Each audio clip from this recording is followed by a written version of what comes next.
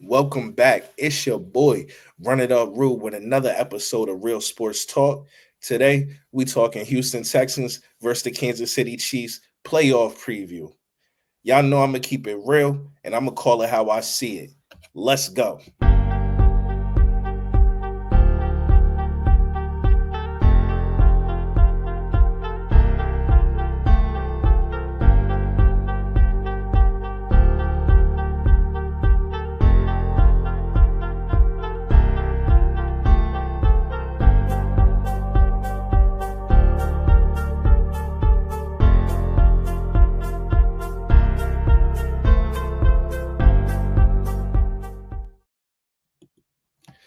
The Houston Texans and the Kansas City Chiefs are set to face off today, and which should be a good game.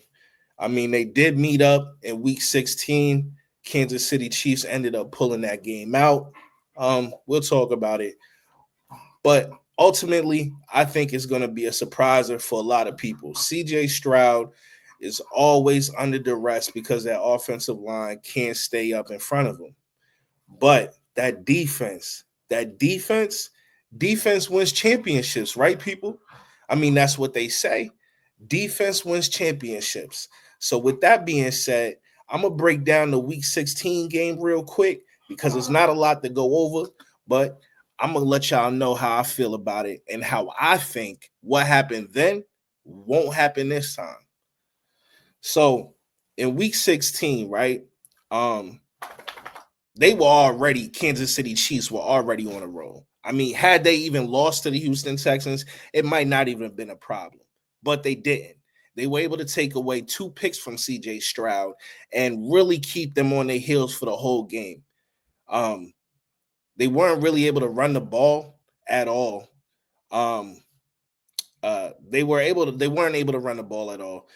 Joe Mixon and Damian Pierce, they combined for a total of 61 yards off of 15 carries. So I'm not sure if that's not able to run or not willing to stick to the run. The one thing I think about when I think about the Kansas City Chiefs and how to beat them is time management.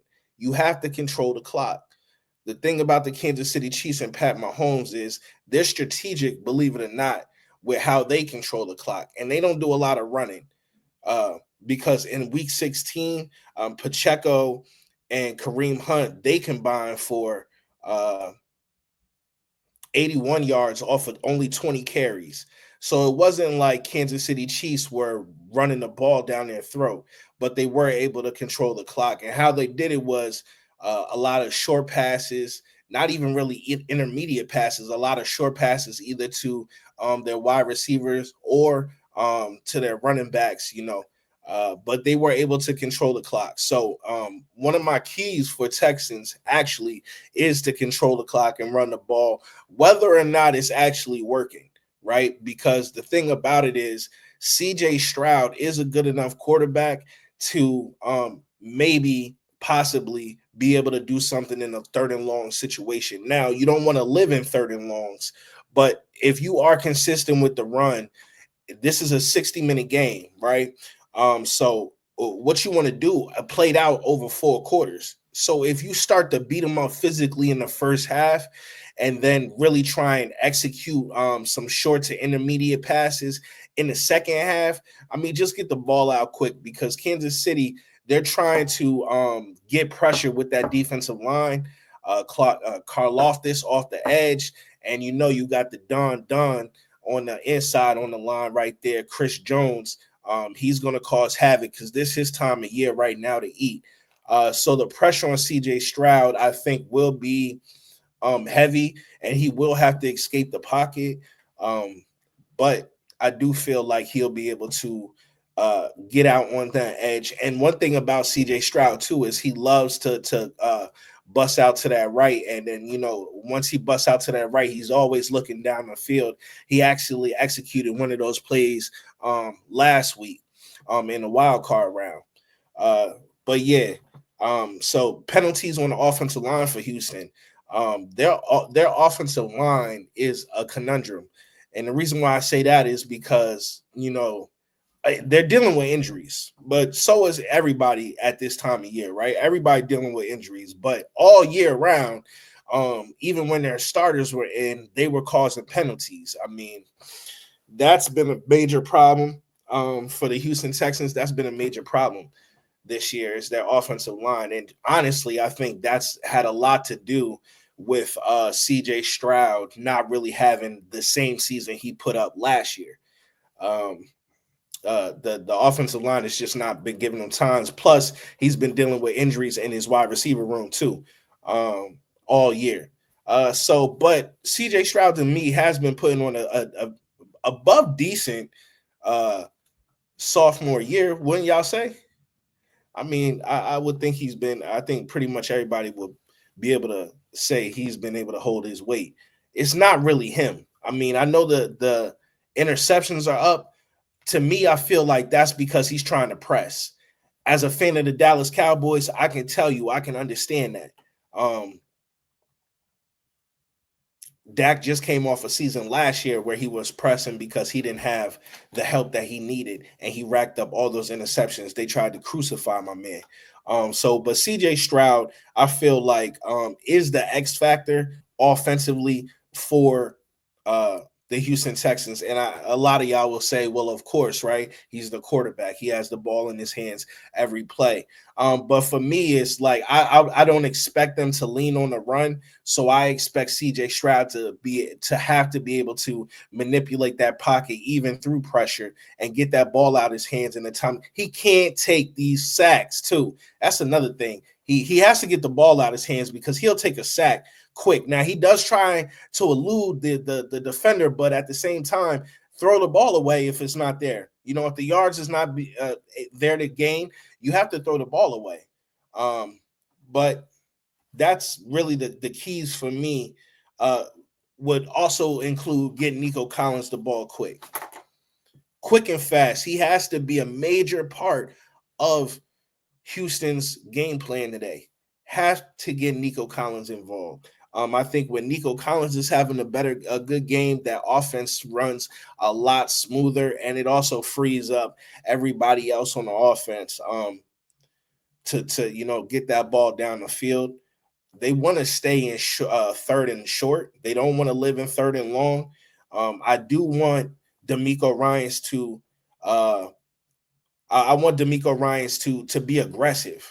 I think another thing that happens when people go up against the Kansas City Chiefs is they placate to the aura or the mantra of the Kansas City Chiefs and Pat Mahomes and the magic that he creates in the fourth quarter.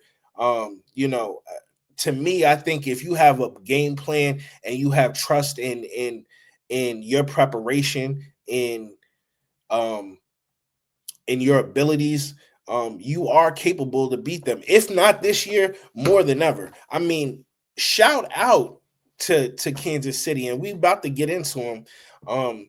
But they've been doing a tremendous job winning in spite.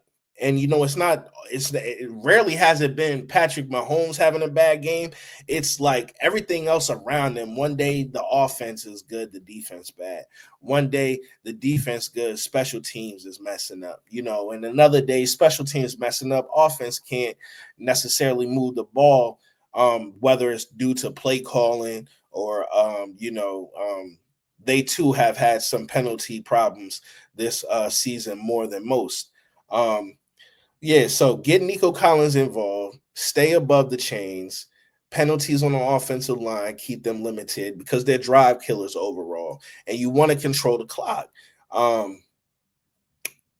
Defensively for the Houston Texans, can't forget that because I think ultimately defensively will be the reason why they win this game if they do win this game. If they can get pressure to Pat Mahomes, I think that's going to do a lot for this game. One, I think to slow the game down because he's going to try and get the ball out, whether it's throwing the ball away, ball in the dirt, because he's oversailing due to the pressure, oversailing the wide receiver or whatever the case may be. They have to get him moving and not moving where, okay, once he eludes this one defender that's causing the pressure, when he comes out now, he has about 5 to 8 or maybe even 10 yards of space to the next defender. There has to be somebody, I feel like, either shadowing Patrick Mahomes this today, or at least have the awareness that, like, hey, if the play seems to be taking longer than usual, then you have to have that spider sense, you know what I'm saying? The eyes in the back of your head, because I mean he gets the ball out when needed. He'll run tippy toe to that sideline and take the last second just to get that ball off if he can. So they have to be aggressive all day after Patrick Mahomes. And I believe if they can have a showcase like they did last week, it could fare out well. Now, I'll also end this for the Houston Texans. It's probably best if they can get the ball last. Now, I'm not saying go down and have the chance to win it at the end. If you can control that, okay. I would necessarily like to be up and have the ball at the end. However, just have the ball at the end, because we all know,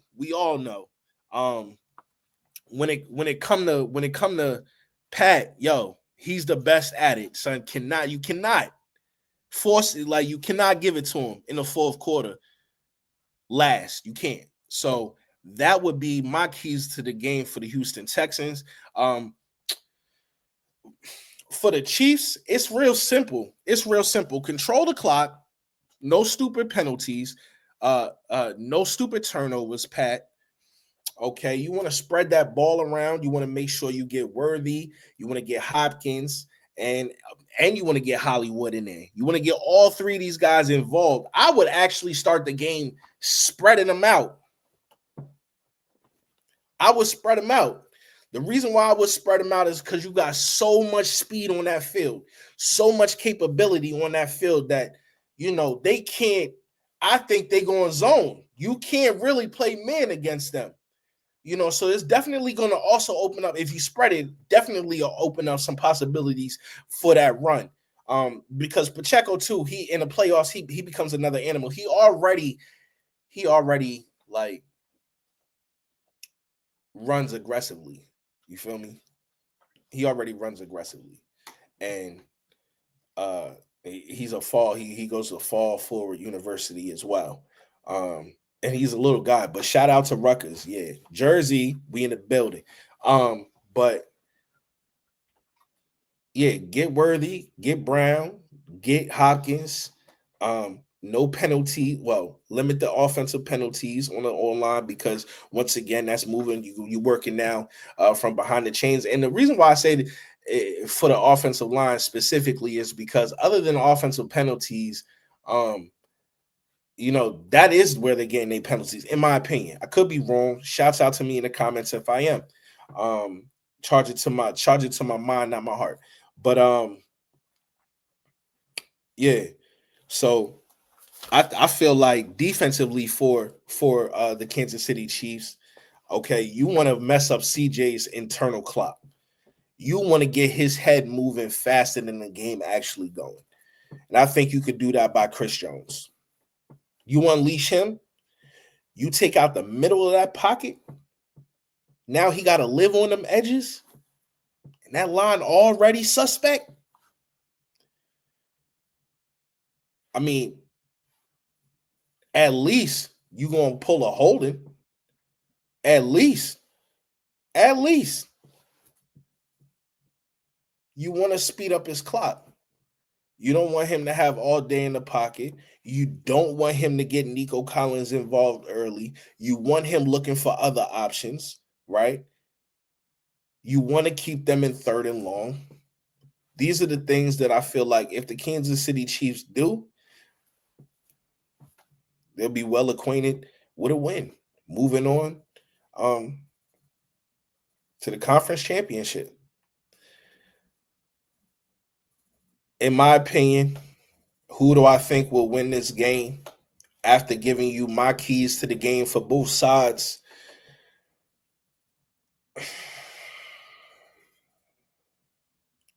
if I had to call it, and before I give you my pick real quick, Pat last game in week 16 versus the Houston Texans wasn't amazing.